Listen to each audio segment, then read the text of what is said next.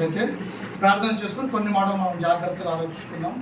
ప్రేమ నమ్మకం మా తండ్రి, మహాగండ మహనీయుడ, గడిచిన కాలము నుండి మరి ప్రాముఖ్యమైనటువంటి శుభ ఆదివారపు రోజు సాయంకాలం వేళ మీ మాటలు వినటానికి ఆలోచించుకోవటానికి కృప చూపిన విధానాన్ని బట్టి వందనాలు.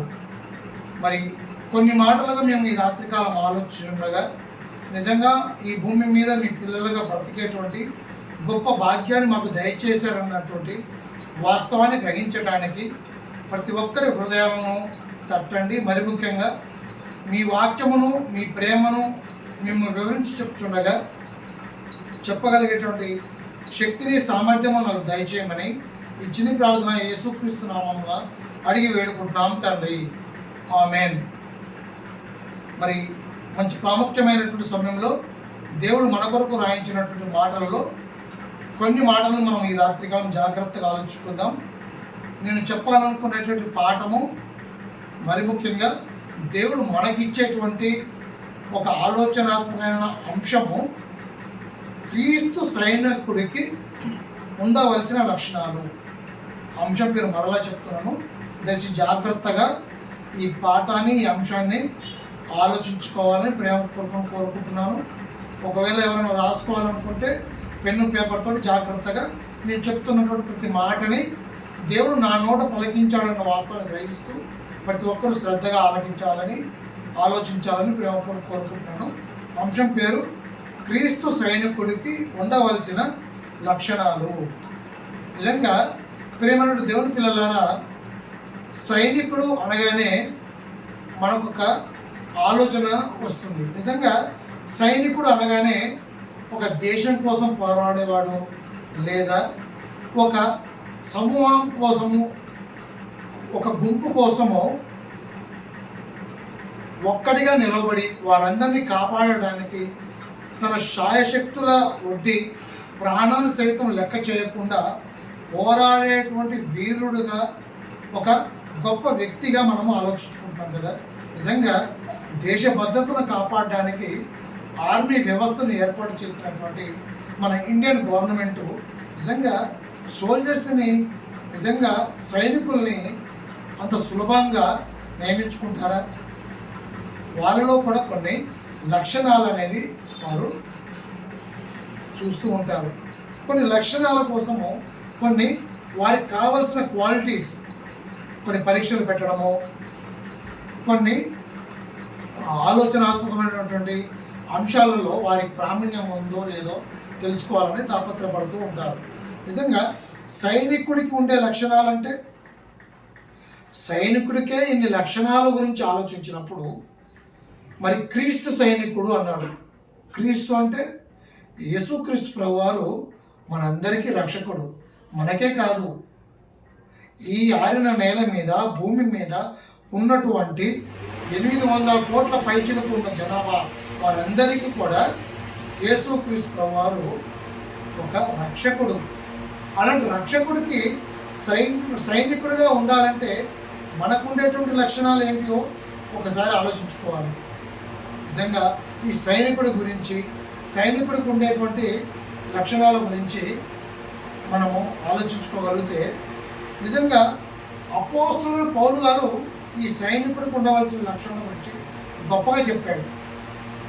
ప్రేమైన దేవుని పిల్లలారా, ఈ విషయం ఎందుకు చెప్తున్నాడంటే, లోకంలో ఉన్న వాళ్ళంతా నశించిపోతున్నప్పుడు, పాపులుగా బ్రతుకుతున్నప్పుడు ఎవరు నశించిపోవద్దు, ఎవరు పాతాళానికి జారిపోవద్దని మనందరికీ జన్మనిచ్చినటువంటి కన్న తండ్రి తన అద్వితీయ ప్రియకుమారుడు అయినటువంటి యేసుక్రీస్తు ప్రభువుని భూమి మీదకి పంపి మనం రక్షించుకునే ప్రయత్నం చేశాడు, రక్షించాడు.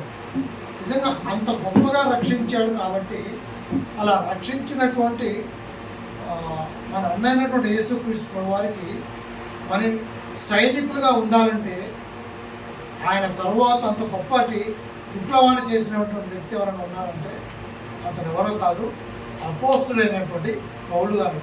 నిజంగా యేసుక్రీస్తు ప్రభువారి కంటే యేసుక్రీస్తు ప్రభువారి లాగా ఆయన చేసినట్టుగా అంత గొప్ప విప్లవం చేసినటువంటి వ్యక్తి ఎవరు ఉన్నారంటే అపోస్తలుడు పౌలు గారేనండి. అంతటి పోరాటాన్ని ప్రయోగం చేసినటువంటి పౌలు గారు చెప్పినటువంటి ఒక మాటని మనము ఈ రాత్రి కాలము ఆలోచించుకున్నాం. ఏంటో తెలుసా, ఆయన బోధలు, ఆయన పాఠాలు విని ఆయన వెంబడించిన వాళ్ళు అనేక మంది ఉన్నారు. అపోస్తలుడైన పౌలు గారు మాటలు విని ప్రేరేపితమై ఆయన వెంబడించిన వాళ్ళు చాలామంది ఉన్నారు. వాళ్ళలో మొట్టమొదటి శిష్యుడు, ఆయన ప్రియకుమారుడు, ఆయన వాక్యం ద్వారా కన్నటువంటి ఒక కుమారుడు ఎవరంటే తిమోతి గారు. తిమోతి గారికి ఆయన ఒక హెచ్చరికతో కూడినటువంటి మాటలు చెబుతూ క్రీస్తు సైనికుడికి ఉండవలసిన లక్షణాల గురించి చెప్పాడు. ప్రియమైన దేవుని పిల్లలారా, దయచేసి మీ లేఖన భాగాలని మరియు బైబిల్లో చూడండి. దయచేసి మొబైల్స్లో అలా చూస్తే వాక్యంలో ఉన్నటువంటి సారము మనకు అర్థం కావడం కొంచెం కష్టం. కాబట్టి బైబిల్ ఉన్నవాళ్ళు దయచేసి మీ వాక్య భాగాలను తెరవగలిగితే అపోస్తలుడైన పౌలు గారు తిమోతికి రాసినటువంటి రెండవ పత్రిక 2 తిమోతి 2వ అధ్యాయము 4వ వచనం ఒకసారి చూద్దాము. సైనికుడు ఎవడను యుద్ధమునకు పోవునప్పుడు తన్ను దండులో చేర్చుకున్న వారిని సంతోష పెట్టవలనని ఈ జీవన వ్యాపారంలో చిక్కుకొనకూడదు.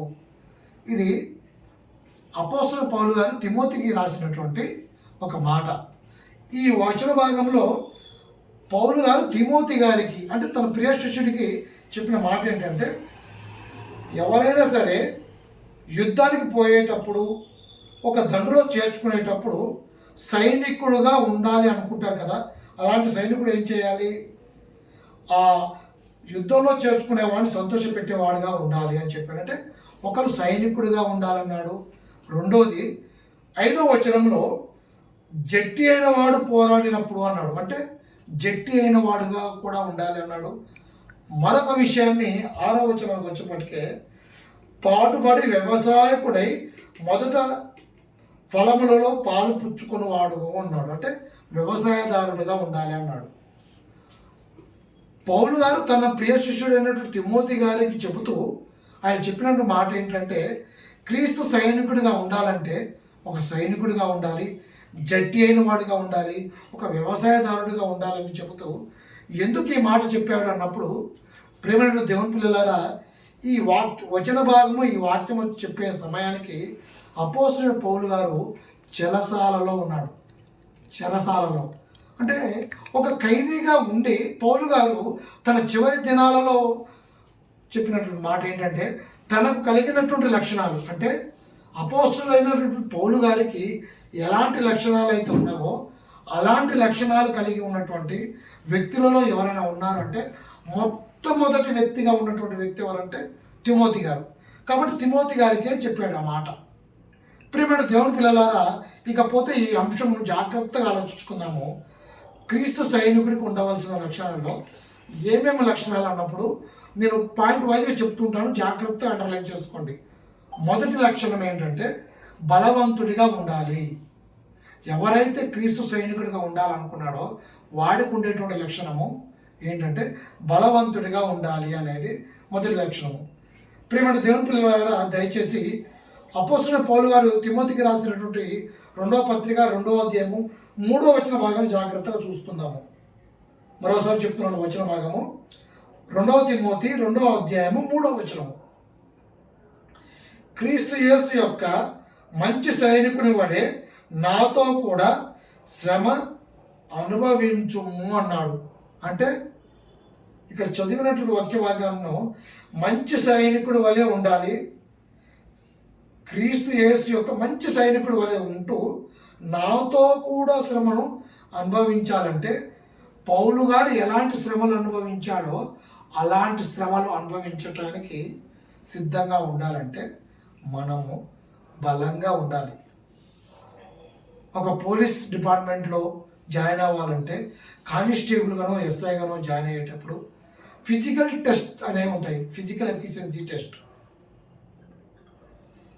ఒక శారీర దారుణ్యము అలాంటి పరీక్షలు పెట్టి ఎవరైతే దానిలో ఉత్తీర్ణం అవుతారో వారినే రిటర్న్ టెస్ట్కి పిలుస్తూ ఉంటారు.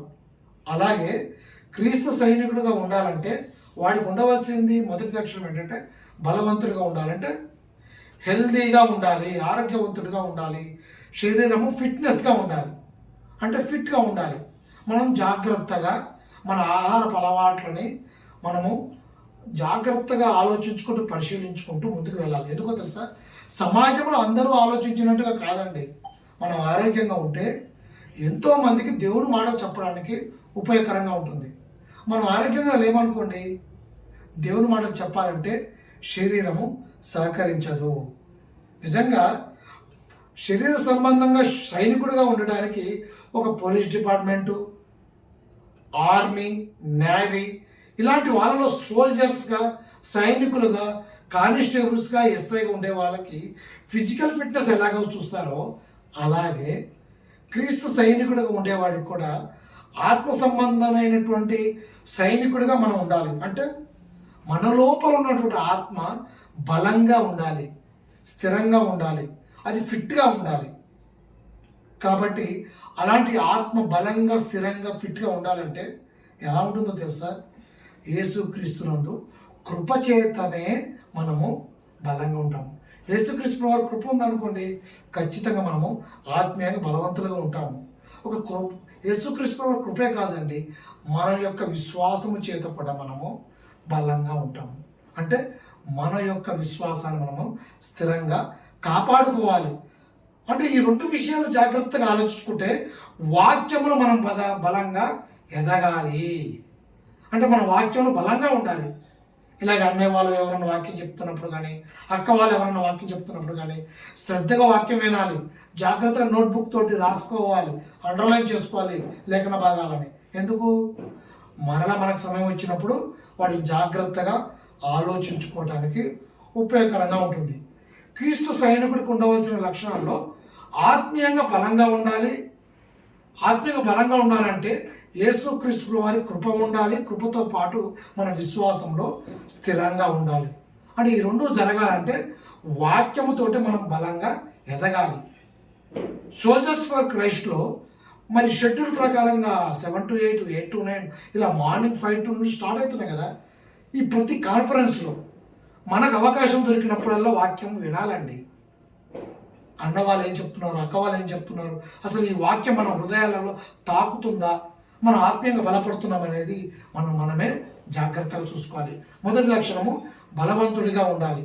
మరి రెండవ లక్షణం గురించి ఆలోచిస్తే చురుకుగా ఉండాలి. ఈ మాట ఎక్కడ ఉంది అంటే, ప్రేమ దేవుని పిల్లలలో జాగ్రత్తగా ఆలోచుకుంటే జ్ఞాని అయినట్టు సొలొమోను గారు ఎప్పుడో చాలా రోజుల క్రితం చెప్పిన మాట. సామెతల గ్రంథము 12వ అధ్యాయము 27వ వచనము. సామెతల గ్రంథము 12వ అధ్యాయము 27వ వచనము. మరలా ఒకసారి చెప్తున్నాం. సామెతల గ్రంథము 12వ అధ్యాయము 27వ వచనాన్ని మనం జాగ్రత్తగా ఆలోచిస్తే, సోమరి వేటాడినను పట్టుకొనడు అన్నాడు. అంటే సోమరి వాడు అసలు వేటకే రాడండి. సోమరి వాళ్ళు ఎలా ఉంటారండి, ఏ పని చెప్పినా తొందరగా రియాక్ట్ కారండి, తొందరగా మనకు స్పందించరు వాళ్ళు. అలాంటి సోమరి వేటాడడానికి వెళ్ళాడు అనుకోండి, వేటకి వెళ్ళాడు అనుకోండి, అది ఏమైనా పట్టుకుంటాడండి? ఏమీ పట్టుకోడు.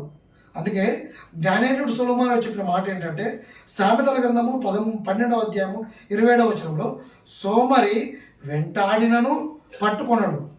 కింద వచ్చిన భాగంలో చురుకుగా నుండుట గొప్ప భాగ్యము అన్నాడు.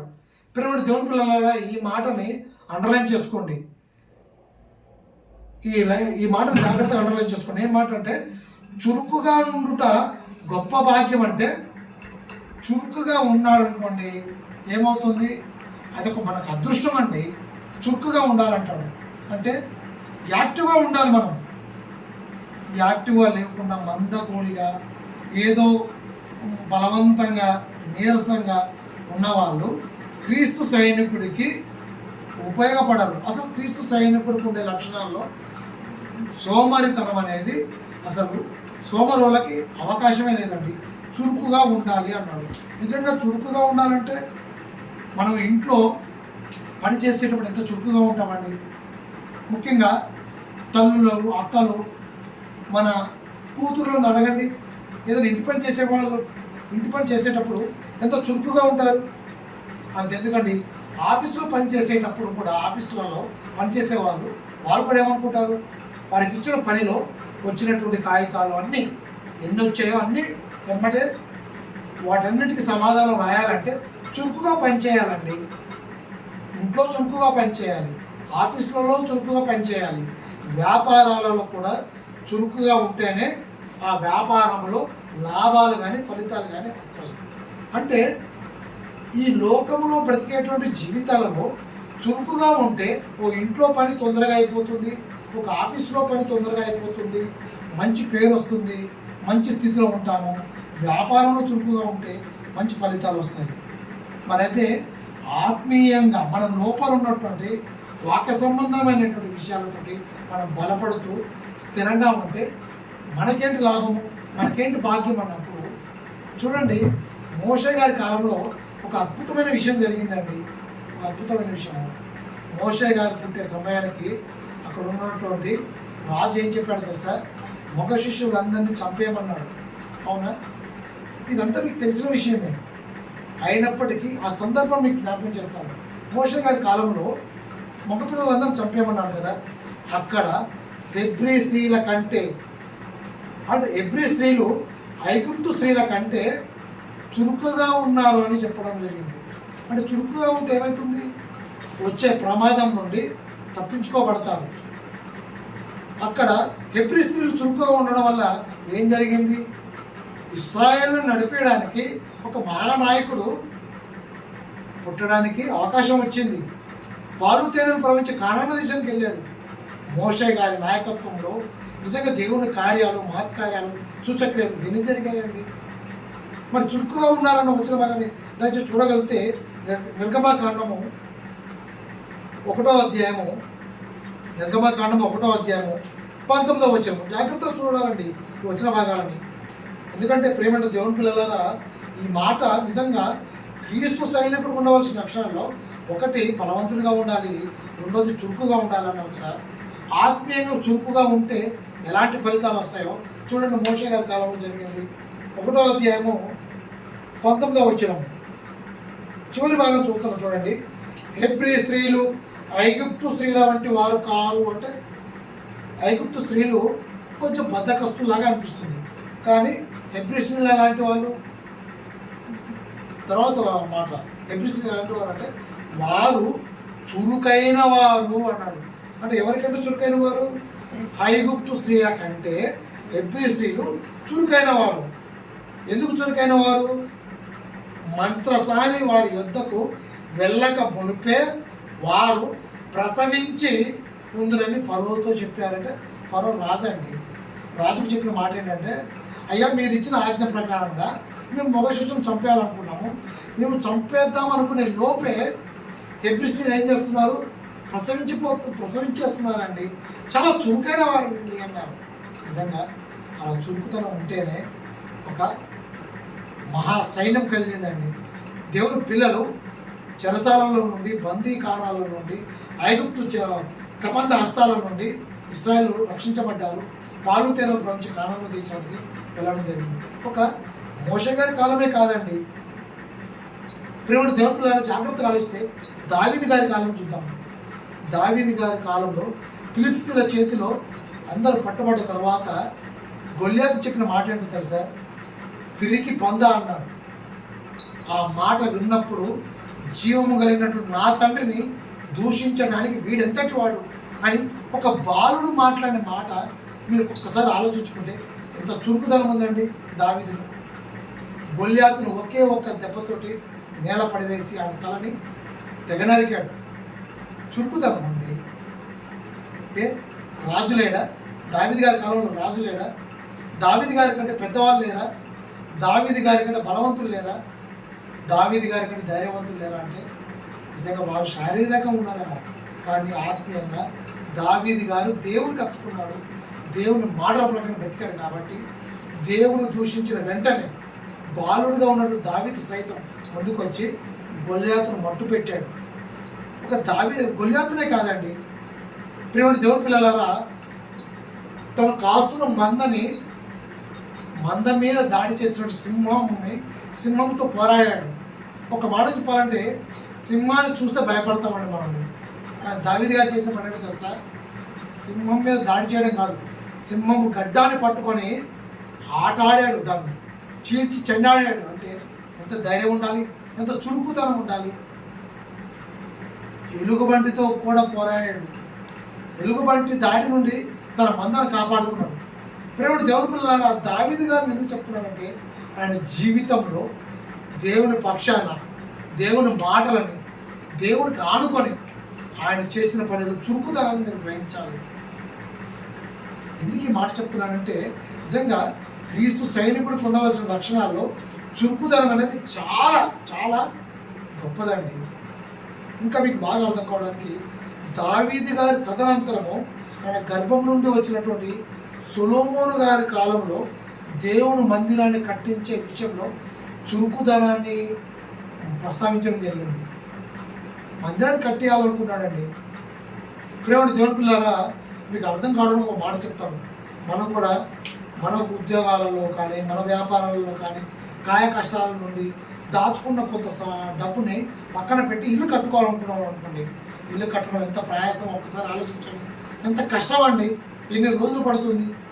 ప్రేమ దేవుని పిల్లారా, అలా కట్టేటువంటి ఇంటిలో పని వాళ్ళు కానీ మేస్త్రులు కానీ చురుకైన వాళ్ళు లేరనుకోండి, మనకెంత తలపోటు అండి. ఒకసారి ఆలోచించండి. కానీ సొలొమోను కాలంలో నిజంగా దేవునికి ఒక మందిరం కట్టాలనుకున్నాడు కదా. అలాంటి మందిరం కట్టాలనుకున్నప్పుడు సొలొమోను వారి దగ్గర పనిచేసే వాళ్ళ గురించి ఒక అద్భుతమైన మాట రాయించాడు.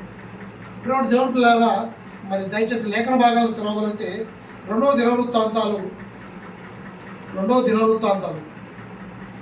నేను చెప్తున్న ప్రతి మాటను జాగ్రత్తగా అండర్లైన్ చేసుకోండి. ఎందుకంటే క్రీస్తు సైనికుడికి ఉండవలసిన లక్షణాల గురించి జాగ్రత్తగా ఆలోచిస్తూ, ఉదాహరణగా ఈ యొక్క సొలొమోను గారి కాలంలో జరిగింది ఆలోచించుకోగలిగితే రెండవ దినవృత్తాంతాలు 2వ అధ్యాయము 13వ వచనం, తెలివియు వివేకము గల హూరాము అను ఒక చురుకైన పనివాణిని నేను నీ యొద్దకు పంపుచున్నాను అన్నాడు. అంటే సొలొమోను గారి దగ్గరికి మరి ఎలాంటి వారిని పంపుతున్నారంట? తెలివైన వారిని, చురుకైన వారిని. అంటే ఆత్మీయంగా వాక్యంతో బలపడుతున్న మనకు చురుకుదనం కావాలంటే మనకు కూడా కావాల్సింది ఏంటో తెలుసా? తెలివి ఉండాలి, చురుకుదనం ఉండాలి. సొలొమోను గారు కట్టేటువంటి కట్టడానికి కోసం ఎవరిని, ఆ వ్యక్తి పేరు హూరాము అనే ఒక చురుకైన వాడు. వాడు ఎలాంటి వాడు?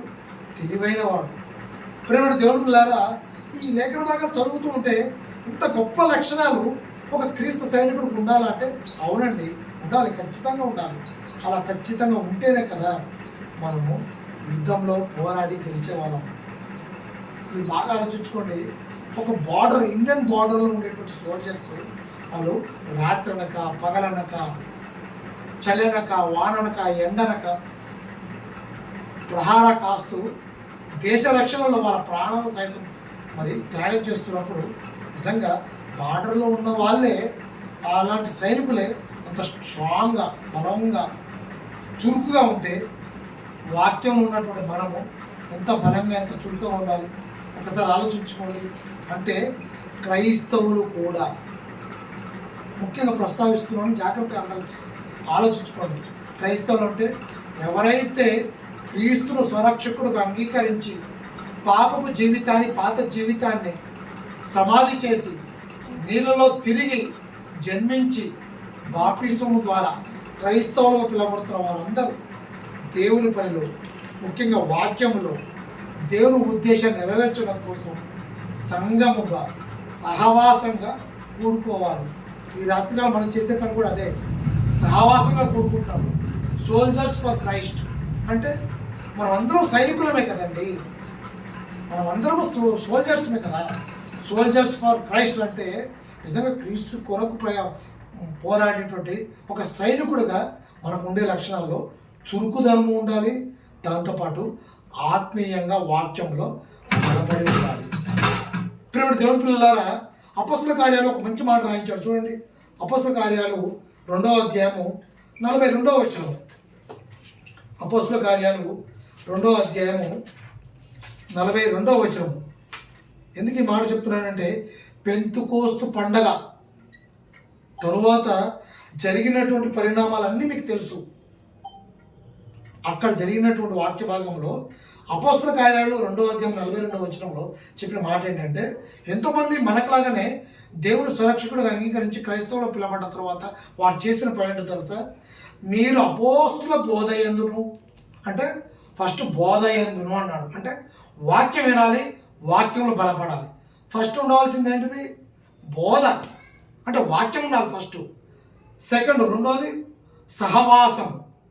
సహవాసం అంటే ఇప్పుడు మనం కూడుకున్నాం కదా సంఘంగా, సోల్జర్స్ ఫర్ క్రైస్ట్ అని ఒక ప్లాట్ఫామ్గా కూడుకున్నాం కదా. ఇది సెకండ్. మొదటి వాక్యం ఉండాలి, రెండోది సహవాసంగా ఉండాలి, మూడోది రొట్టె విరుచుట యందును, తర్వాత నాలుగోది ప్రార్థన చేయుట యందును. ఎప్పుడెప్పుడు ఉండాలి? ఒకరోజు ఉండాలి, వారంలో 2 రోజులు ఉండాలి అనే కాదు. ఎడతెగక ఉండిరి అన్నాడు. అంటే కంటిన్యూషన్ ప్రోగ్రామ్ అండి. మన గొంతులో ఊపిరి ఉండే వరకు మనం చేయవలసిన పని ఏంటి? బోధ యందును, సహవాసం ఎందును, రొట్టె విరుచుట యందును, ప్రార్థన చేయటం. ఈ ఆర్డర్ చేంజ్ చేయొద్దండి. ఈ ఆర్డర్ చేంజ్ చేయొద్దు దయచేసి. ఎందుకు తెలుసా? ఫస్ట్ వాక్యం ఉండాలి, వాక్యానికి ఇంపార్టెన్స్ ఇవ్వాలి, రెండోది సహవాసానికి ఇవ్వాలి, మూడోది రొట్టె విరుచుట యందు ఉండాలి, నాలుగోది ప్రార్థన. అంటే క్రీస్తు సైనికుడికి ఉండవలసిన లక్షణాల్లో చురుకుదనం ఉండాలి కదా. చురుకులో వాక్యంలో బలపడాలి. రెండోది వాక్యంలో బలపడిన తర్వాత ఆత్మీయంగా చురుకుగా ఉండాలి. చురుకుగా ఉండి ఏ పనైనా సరే దేవుని కార్యక్రమాల ముందుకు రావాలి, దేవుని వాక్యమా ముందుకు వచ్చి చెప్పేయాలి, పాటల ముందుకు వచ్చి పాడేయాలి, ప్రార్థన టకటక ప్రార్థన చేయాలి. ప్రతి పనిలో దేవుని ఉద్దేశం నెరవేర్చే వారికి ఉండాలి. మూడోది బహుధైర్యం కలిగి ఉండాలి. బహుధైర్యం కలిగి ఉండాలి. ఎందుకు ఈ మాట చెప్తున్నానంటే, ఇది నేను చెప్పిన మాట కాదండి. ఒకనాడు యేసుక్రీస్తు ప్రభువారి తర్వాత అంతటి గొప్ప విప్లవం చేసినటువంటి పౌలు గారు తన కుమారుడు, ఆత్మీయ కుమారుడుగా, మొట్టమొదటి శిష్యుడిగా అంగీకరించిన తిమోతికి రాసినటువంటి మాట. ఇప్పుడు దేవునిలో నెల ఒకసారి చూద్దాము. మీరు ఒకవేళ అంశం నుండి ఆలోచనలో పక్కకు జరిగారో ఒకసారి చూద్దాము. మొదటి తిమోతి 3వ అధ్యాయము 13వ వచనం. మొదటి తిమోతి క్షమించండి 2వ తిమోతి లేఖన భాగాన్ని జాగ్రత్తగా ఆలోచుకుందాము. మొదటి తిమోతి చూద్దాం. మొదటి తిమోతి 3వ అధ్యాయము 13వ వచనం. అపోస్తలుడు పౌలు గారు తిమోతికి రాసినటువంటి మొదటి పత్రిక 3వ అధ్యాయము 13వ వచనము.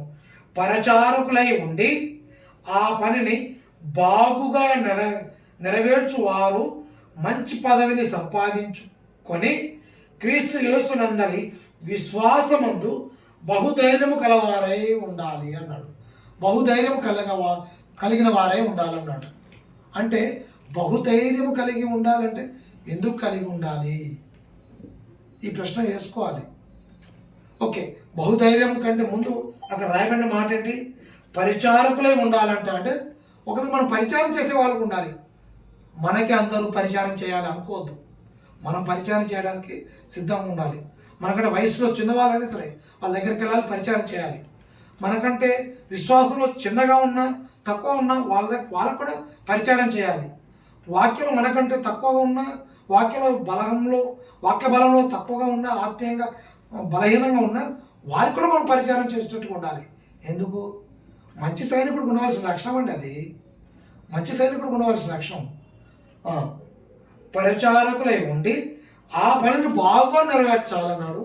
నెరవేర్చి మంచి పదవిని సంపాదించుకొని క్రీస్తు యేసునందరి విశ్వాసమునందు బహుధైర్యము కలిగి ఉండాలన్నాడు. ఓకే, ధైర్యం కలిగి ఉండాలి అంటే ఎందుకు ధైర్యం కలిగి ఉండాలి? ఎందుకు ధైర్యం కలిగి ఉండాలి? ఇందాక మనం మాట్లాడుకున్నాం కదా, దావీదు గారి ఉదాహరణ. గొల్లియాతును చంపడానికి బహుధైర్యం కలిగి ఉన్నాడు, సింహాన్ని చంపడానికి బహుధైర్యం కలిగి ఉన్నాడు, ఎలుగుబంటును చంపడానికి బహుధైర్యము కలిగి ఉన్నాడు. ఈ సందర్భం మీకు అంతా తెలుసు కదా. ఓకే, మనం ఆలోచించుకోకుండా వదిలిపెట్టిన సున్నితమైనటువంటి అంశాన్ని ఈ రాత్రికాలం మీకు జ్ఞాపకం చేస్తాను. పేతురు గారు మీ అందరికీ తెలుసు కదండి. పేతురు గారు యేసుక్రీస్తు వారు మరి సిలువ ఎక్కబోయే ముందు పేతురు గారిని అడిగినప్పుడు ముమ్మారు బొంకాడు అన్నారు. కోడి కూసే లోపే పేతురు గారు ముమ్మారు బొంకుతారు అన్నారు. నిజంగా బొంకారు. వాక్యం కూడా లేఖనాలు కూడా నెరవేర్చబడ్డాయి. లేఖనాలు నెరవేర్చబడ్డాయంటే నిజంగా పేతురు గారు అక్కడ పిరికివాడుగా మీకు కనపడ్డాడు. ఎందుకో తెలుసా? నువ్వు నిజంగా ఆ యేసుక్రీస్తు ప్రభువు బట్టి తిరిగిన వ్యక్తివే కదా అంటే కాదు కాదు కాదు కాదు అన్నాడు. చివరికి చిన్నది అడిగినప్పుడు కూడా నేను కాదంటే కాదు అని ముమ్మాడికి బద్దలు కొట్టినట్టుగా చెప్పాడు. చివరికి మూడోసారి కూడా భటులు వీళ్ళంతా అడిగినప్పుడు కూడా నేను కాదు అని పేతురు గారు చెప్పడం, యేసుక్రీస్తు ప్రభువు పేతురు సైడ్ చూడటము, చూసిన వెంటనే కోడి కుయ్యడం, ఇదంతా ఒకదాని తర్వాత కూడా సీక్వెన్స్గా జరగడం. తర్వాత ఎమ్మటే పేతురు గారికి యేసుక్రీస్తు ప్రభువు చెప్పిన మాటలు గుర్తుకు రావడం. ఇదంతా చూసినప్పుడు పేతురు గారి విషయంలో మనకేమనుకుంటాము? చాలా పెరిగేవాడండి అంటాం. కానీ పేతురు గారు ఎంత ధైర్యవంతులో, ఎంత బహుధైర్యవంతులు తెలవాలంటే నిజంగా ఇంతకుముందు మనం చదువుకున్నటువంటి వాక్య భాగంలో ఒక మంచి మాట మనందరికి తెలుసు కదా. అపోస్తల కార్యాలనే ఒక మంచి మాట రాయించబడింది. పేతురు గారి జీవితం గురించి ఆలోచించాలంటే మీకు అర్థం కావడానికి ఫస్ట్ హాఫ్ అంతా పిరికోడ్లాగా ఉంటాడండి. ఫస్ట్ హాఫ్ అంటే ఒక గంట అనుకోండి, అరగంట సేపు పిరికివాడుగా కనపడుతూ ఉంటాడు. అరగంట తర్వాత ఎంత ధైర్యవంతుడిగా ఉంటాడో, ఎంత గొప్ప కార్యాలు చేశాడో, ఎంత గొప్పగా బ్రతికాడో మనం ఆలోచించుకోగలిగితే యేసుక్రీస్తు ప్రభువు చనిపోయి సమాధి చేయబడి తిరిగి మూడో దినాలు లేచి పరలోకానికి ఆరోహణమై వెళ్ళిపోయిన తర్వాత పెంతుకోస్తు పండగ పర్వదినాల రోజు అపోస్తలుడైన పౌలు గారు ఆత్మ ప్రేరేపణతో ప్రసంగం చేసినప్పుడు సుమారుగా 3000 పైచిలకు జనాభా మారి అంత్యోకయలో మొదట క్రైస్తవులుగా పిలువబడ్డారన్నాడు. నిజంగా అంత గొప్ప ఉపన్యాసం చేశాడంటే పేతురు గారికి ధైర్యం వచ్చిందంటారా రాదంటారా? చూడండి, అపోస్తల కార్యాలు 4వ అధ్యాయం 13వ వచనం చూస్తే మీకు ఈ వచన భాగం మీకు బాగా అర్థమవుతుంది. అపోస్తల కార్యాలు 4వ అధ్యాయము 13వ వచనం. వారు పేతురు యోహానుల ధైర్యమును చూచినప్పుడు వారు విద్య లేని పామరులను గ్రహించి ఆశ్చర్యపడి అన్నాడు. అంటే అపోస్తలులు నిజంగా అక్కడ ముఖ్యంగా మనం మాట్లాడుకుంటే ఎవరి గురించి అంటే పేతురు యోహానులు అక్కడ వాక్యం ప్రకటిస్తున్నారు, వాక్యాన్ని బోధిస్తున్నారు. వారు వాక్యం బోధిస్తుంటే అధికారులు, సైనికులు ప్రతి ఒక్కరు మారిపోతున్నారండి. అంటే మారిపోయేటట్టు మాట్లాడుతున్నాడన్నా బోధ చేస్తున్నాడంటే ఎలాంటి బోధ చేసి ఉంటాడు? అధికారంతో కూడిన బోధ చేసి ఉంటాడు. అందుకే అక్కడ చెప్పిన మాట ఏంటి? పేతురు యోహానులు ధైర్యమును చూచినప్పుడు అన్నాడు. ధైర్యం అంటే చావడానికి కూడా సిద్ధపడ్డారండి. చంపితే చంపే, కానీ నేను దేవుని మాటలే చెప్తా అని ధైర్యంగా చెప్పాడు. అలా వాళ్ళకి ధైర్యం చూసినప్పుడు వాళ్ళకు వచ్చిన అనుమానం ఏంటో తెలుసా? అసలు వీళ్ళు చదువుకోలేదు, విద్య లేని పామరులు, అయినా ఇంత గొప్ప జ్ఞానం ఎలా చెప్తున్నారు అన్నప్పుడు అది క్రీస్తు సైనికుడికి ఉండేటువంటి లక్షణం అండి. క్రీస్తు సైనికుడు ఉంటే విద్య లేకపోయినా సరే ఆత్మ ప్రేరేపణతోటి ధైర్యంగా చెప్పగలుగుతాడు. బహుధైర్యం కలిగి ఉన్నాడు దావీదు గారు. పేతురు కూడా అలాంటి బహుధైర్యాన్ని కలిగి ఉన్నాడు. చూడండి, ఇంకా 17వ వచనం నుండి 21వ వచనం వరకు మనం చదువుకుంటే ఆ పేతురు గారు బహుధైర్యంగా ఉంటే ఎలాంటి రిజల్ట్ వచ్చిందో నేను చదివి వినిపిస్తాను, జాగ్రత్తగా చూడండి. అదే అపోస్తల కార్యాలు 4వ అధ్యాయము 17వ వచనం నుండి 21వ వచనం వరకు.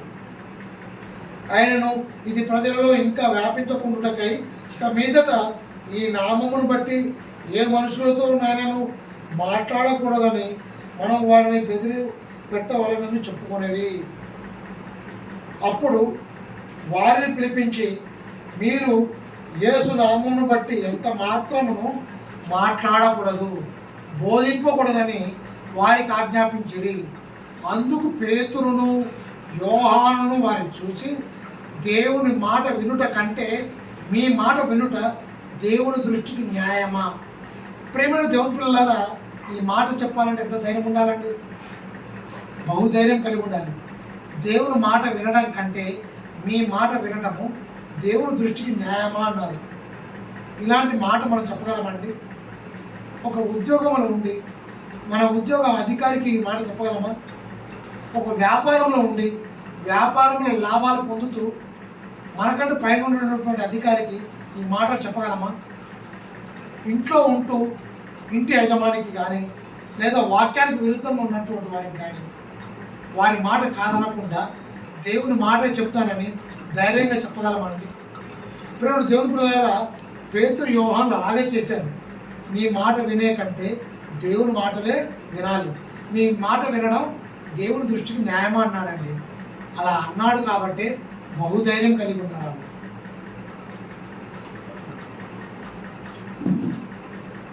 అలా బహుధైర్యం కలిగి ఉన్నారు కాబట్టి క్రీస్తు సైనికుడుగా మంచి లక్షణాలు కలిగి ఉన్నారు అన్న విషయం మనకి అర్థమవుతుంది.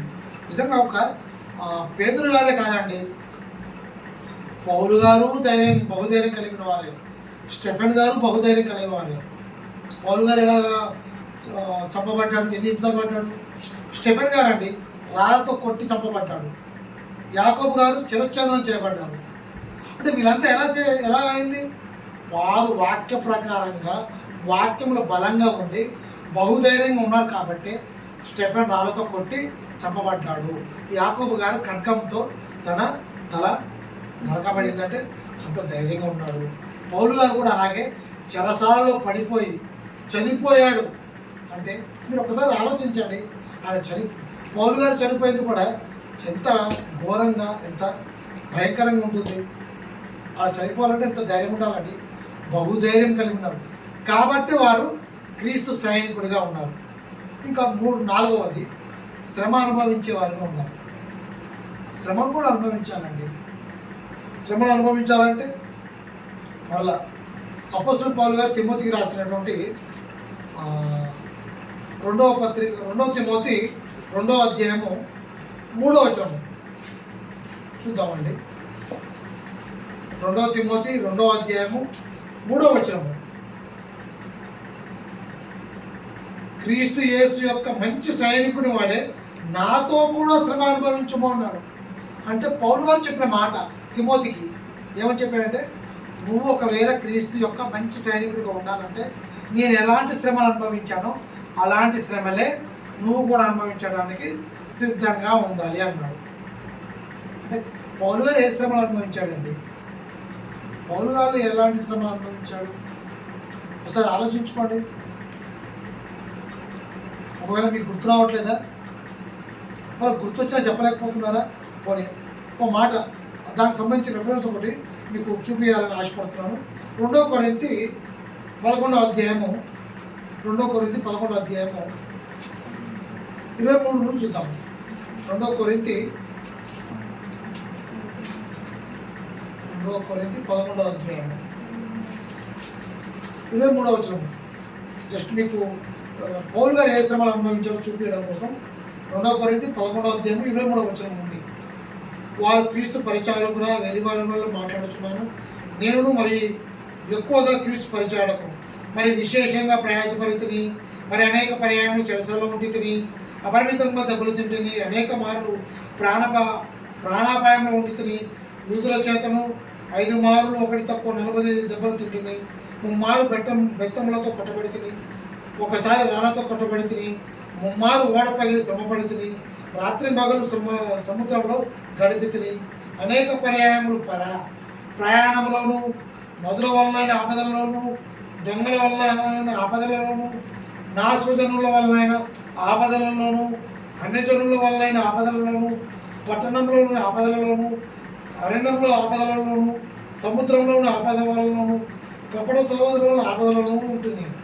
ప్రయాసముతోనూ కష్టములతోనూ తరచూ జాగరణలతోనూ ఆకలి దప్పులతోనూ తరచుగా ఉపవాసములతోనూ చలితోనూ దిగంబరత్వంతోనూ ఉంటుంది. ఇంకనూ చెప్పవలసిన అనేకములు ఉన్నాయి. ప్రియమైన దేవుని పిల్లారా, 2 కొరింథీ 11వ అధ్యాయము 23 నుండి 27 వచనం వరకు చదువుకున్నాం కదా. ఈ శ్రమలలో ఇలాంటి కష్టాలలో ఎన్ని శ్రమలు మనకు వచ్చాయి. శరీర సంబంధం వచ్చిన కష్టాలు ఎప్పుడు మనం దృష్టిలో పెట్టుకోవద్దండి. మనము ఏ సైనికులుగా ఉండాలనుకుంటున్నాము? క్రీస్తు సైనికులు అంటే ఆత్మీయంగా బలంగా ఉండాలి, వాక్యపరంగా బలంగా ఉండాలి. దేవుని పనిలో ఎలాంటి కష్టాలు వచ్చాయా? దేవుని పనిలో దేవుని వాక్యం చెప్పేటప్పుడు ఇలాంటి కష్టాలు వచ్చాయా? నాకు ఒకటి వచ్చిందండి, రెండు వచ్చాయండి అంటే తక్కువేనండి. తిమోతికి చెప్పిన మాట ఏంటంటే, నా వలె నీకును శ్రమలు రావడానికి సిద్ధంగా ఉండాలి అన్నాడు. అంటే పౌలు గారు ఎన్ని శ్రమలు పడ్డాడో తిమోతి గారు కూడా అన్ని శ్రమలు పడడానికి సిద్ధంగా ఉండాలి.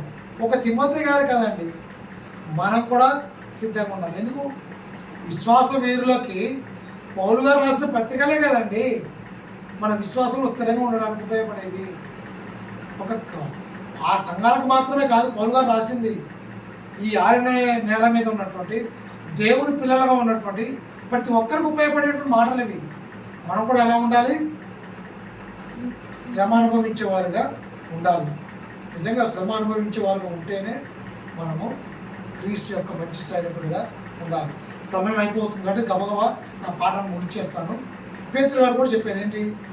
క్రైస్తవుడు అయినందుకు శ్రమ అనుభవించవలెను అన్నాడు. ఎక్కడుంది ఆ మాట? మొదటి పేతురు 4వ అధ్యాయము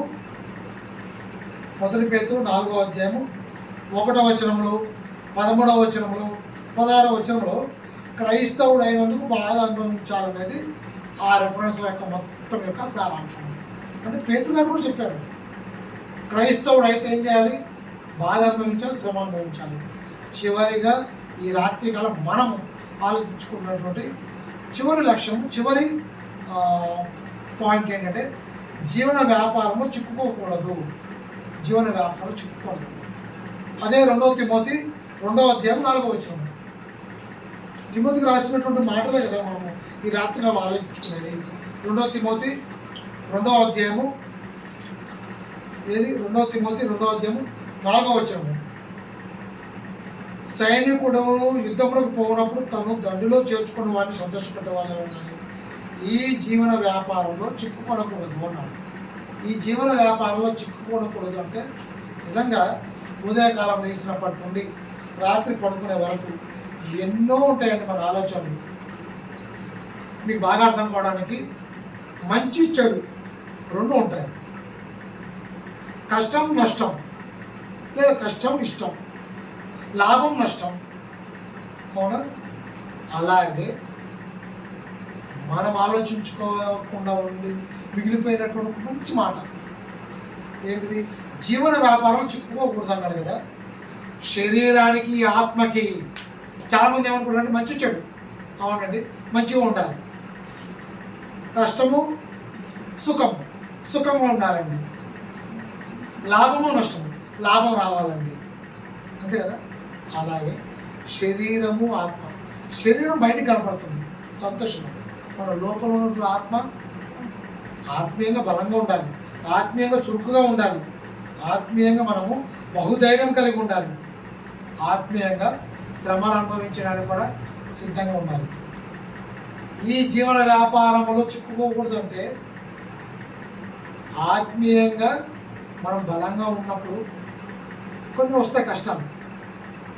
జ్వరం వచ్చింది, ఏం వెళ్తాం లేదు, సోల్జర్స్ ఫర్ క్రైస్ట్ లేదు, పడుకునే విందాము ఏముంది, జలుబు అయింది, ఏం వెళ్తాం సంఘానికి. అవునా? కాళ్ళ నొప్పులు వచ్చాయి, ఏముంది ఆరాధనకి వెళ్ళడము, రోజు చెప్పే వాక్యమే కదా, మనకు తెలిసిన అయ్యగారే కదా, ఏముంది. ఇది శరీరం చేసే పని. అవునా? కష్టము లాభం ఉన్నప్పుడు కష్టాన్ని ఎవరు సెలెక్ట్ చేసుకోరు కదా, లాభమే సెలెక్ట్ చేసుకుంటారు. కానీ ఇక్కడ వచ్చేటప్పుడు శరీరం చెప్పిన మాటలే వింటాం మనం, ఆత్మ చెప్పిన మాట వినం. అంటే దేవుని మాటకి, దేవుని ఉద్దేశాన్ని బలపరిచేటువంటి మాటలు వినాలన్నప్పుడు శరీరం చెప్పే మాటలు ఎప్పుడు వినొద్దండి, ఆత్మ చెప్పే మాటలే వినాలి. అందుకే శరీరము ఆత్మము ఒకదానికొకటి విభేదించుకున్నట్టుగా ఉంటాయి. మీకు ఆన్సర్ కావాలంటే గలతీ పత్రిక 5వ అధ్యాయము చివరి వచ్చే భాగం, ఇదే లాస్ట్ టైం. గలతీ పత్రిక 5వ అధ్యాయము 16వ వచనం నుండి 17వ వచనం. ఓకే, ఈ మాట చూద్దాము. గలతీ పత్రిక 5వ అధ్యాయము 16-17 వచనం. నేను చెప్పున్నదేమనగా ఆత్మానుసారంగా నడుచుకుని అప్పుడు మీరు శరీరేచ్ఛను నెరవేర్చరు. శరీరము ఆత్మకును, ఆత్మ శరీరమునకును విరోధముగా ఆపేక్షించుచున్నవి.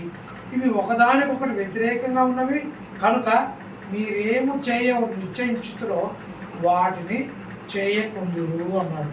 నిజంగా ఈ మాట చెప్పిన వెంటనే మన లోపల ఉన్నటువంటి ఆత్మ వినాలి, ఆత్మ చెప్పిన మాటలే వినాలి, ఆత్మ బలంగా ఉండాలన్నారు కదా. అదే తిమోతికి చెప్పిన మాట మరలా ఒక్కసారి చూసుకోగలిగితే 2 తిమోతి 2వ అధ్యాయం 3వ వచనంలో దాని సమాధానం ఉంటుంది. చూడండి, 2 తిమోతి 2వ అధ్యాయం 3వ వచనం. 2 తిమోతి 2వ అధ్యాయం 3వ వచనం. 2 తిమోతి 2వ అధ్యాయం 3వ వచనం. క్రీస్తు యేసు యొక్క మంచి సైనికుని వలె నాతో కూడా శ్రమ అనుభవింపుము అన్నాడు. అంటే క్రీస్తు సైనికుడికి ఉండవలసిన లక్షణాల్లో చివరిగా ఉండవలసిన లక్షణం ఏంటో తెలుసా? సైనికుడిగా కాదు, మంచి సైనికుడిగా ఉండాలి. మంచి సైనికుడిగా ఉండాలంటే మనకేమేమి ఉండాలి? 1, ఆత్మీయంగా బలంగా ఉండాలి. 2, ఆత్మీయంగా చురుకుగా ఉండాలి. 3, ఆత్మీయంగా బహుధైర్యం కలిగి ఉండాలి. 4, శ్రమలు అనుభవించడానికి కూడా సిద్ధంగా ఉండాలి. 5, ఈ జీవన వ్యాపకములలో పడిపోవద్దు. బలంగా ఉండాలన్నప్పుడు నిజంగా ఇప్పుడు దేవుని పిల్లలారా బలంగా ఉండాలన్నప్పుడు మనం శరీరపరంగా ఎంత బలంగా ఉన్నామో ఆత్మీయంగా కూడా అంతే బలంగా ఉండాలి. చురుకుగా ఉండాలన్నప్పుడు నిజంగా ఆత్మీయంగా కూడా చురుకుగా ఉండాలి. ఆత్మీయంగా చురుకు ఉండాలంటే మనం ఎగ్జాంపుల్ ఏం చెప్పుకున్నాము? హెబ్రీస్తులు చురుకుగా ఉన్నారు ఆత్మీయంగా. దేవుని మాటలు ఉన్నాయి కాబట్టి హెబ్రీస్తులు చురుకుగా ఉన్నారు. ఒక హెబ్రీస్తులే కాదు, సొలొమోను గారు అంటే దావీదు గారి కుమారుడు సొలొమోను గారు కూడా చురుకుగా ఉన్నాడు. ఆయన దగ్గరికి ఎవరు పంపించారు? చురుకుగా ఉన్నటువంటి పనులనే పంపించారు. 3, బహుధైర్యం కలిగి ఉండాలన్నాడు. బహుధైర్యం కలిగి ఉండాలంటే ఎవరెవరు ఉన్నారు బహుధైర్యంగా? పేతురు గారు బహుధైర్యం కలిగి ఉన్నారు. ఫస్ట్ హాఫ్లో పిరికివాడుగా ఉన్నాడు, 3 మార్లు పొంగాడు. చివరికి వచ్చేప్పటికే ఆయన ప్రసంగానికి జనులు మారిపోతూ ఉన్నారు, క్రైస్తవులకు పిలువబడుతూ ఉన్నారు. అంటే పేతురు గారి ప్రసంగము విద్య లేని పామరులు అయినప్పటికీ ఆత్మీయంగా వాళ్ళు బలంగా ఉన్నారు కాబట్టి పేతురు గారు చెప్పే ప్రసంగంలో వాళ్ళందరూ మారిపోయారు. 4, శ్రమలు అనుభవించే వారుగా ఉండాలి. అపొస్తలుడు పౌలు గారు శ్రమ అనుభవించారు కదా, అలాంటి శ్రమలే తిమోతి గారిని అనుభవించారు కదా. తిమోతి గారు ఒక్కలే కాదు, క్రైస్తవుడు పేరు పెట్టుకున్న మనందరం కూడా ఆ శ్రమను అనుభవించడానికి సిద్ధంగా ఉండాలి. 5, జీవన వ్యాపకంలో మనము చిక్కుకోకూడదు అన్నాడు. అంటే ఆత్మీయంగా బలంగా ఉంటూ మంచి సైనికుడిగా ఉండాలి. పోలీస్ డిపార్ట్మెంట్లో మంచి పోలీసు వాళ్ళుగా ఉంటే ఆ పోలీస్ అధికారులకి దగ్గర మంచి పేరు వస్తుంది. ఆర్మీలో మంచి సోల్జర్స్ ఉంటే ఆర్మీలో మంచి పేరు వస్తుంది. నేవీలో మంచి సోల్జర్స్ ఉంటే నేవీలో మంచి పేరు వస్తుంది. క్రీస్తులో, దేవుని వాక్యంలో, దేవుల్లో మనం మంచి సైనికుడిగా ఉంటే ఖచ్చితంగా పరలోకం వస్తుంది. ఏ రోజు కానీ క్రైస్తవుడు గురి పరలోకం వెళ్ళాలనే కదా. కాబట్టి ప్రతి ఒక్కరూ పరలోకం వెళ్ళే గురిలో పరిగెత్తేవాలి అంటే ఒక మంచి సైనికుడిగా ఉండాలి. మంచి సైనికుడిగా ఉండాలంటే మనకుండే లక్షణాల్లో బలవంతులుగా ఉండాలి. 2, చురుకుగా ఉండాలి. 3, బహుధైర్యం కలిగి ఉండాలి. 4, శ్రమలు అనుభవించడానికి సిద్ధంగా ఉండాలి. 5, ఈ జీవన వ్యాపకంలో మనము చిక్కుకోనకూడదు. దయచేసి అందరూ తల ఉంచి కళ్ళు మూసుకోండి, ప్రార్థన చేసుకుందాము. ప్రేమ నమ్మకంగా మా తండ్రి, మహాగండ మహానీయుడ, ఈ రాత్రికాలము నిజంగా మరి క్రైస్తవులు పిలువబడుతున్నటువంటి మేమందరం కూడా నిజంగా మిమ్మల్ని స్వరక్షకుడుగా అంగీకరించుకున్నాము.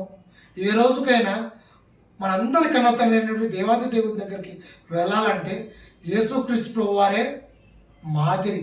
ఆయన ద్వారా తప్ప ఎవరు మీరున్నటువంటి లోకానికి రాలేరన్న విషయాన్ని మేము గ్రహించి మీ సైనికులుగా ఉండాలంటే క్రీస్తు మంచి సైనికులుగా, క్రీస్తు సైనికులుగా ఉండటానికి కావలసిన లక్షణాలలో కొన్ని లక్షణాలు, నిజంగా ఇలాంటి లక్షణాలు మా గొంతులో ఊపిరి ఉన్న పర్యంతము లేదా మీ 2వ రాకడ పర్యంతం స్థిరంగా బలంగా మా అందరి జీవితాల్లో ఉండి ఏ రోజుకైనా మరి మీరుండేటువంటి లోకానికి రావడానికి క్రైస్తవుని పరుగులో మీ యొద్దకు మీ గురి దగ్గరికి పరిగెత్తడానికి ప్రతి ఒక్కరికి శక్తి సామర్థ్యాలు దయచేయమని, మరి ఇలాంటి మహోన్నతమైన కార్యక్రమం తలపెట్టినటువంటి మా పెద్దలని మరి ఎక్కువగా ఆశీర్వదించి బలపరచండి, ఆత్మీయంగా స్థిరపరచండి.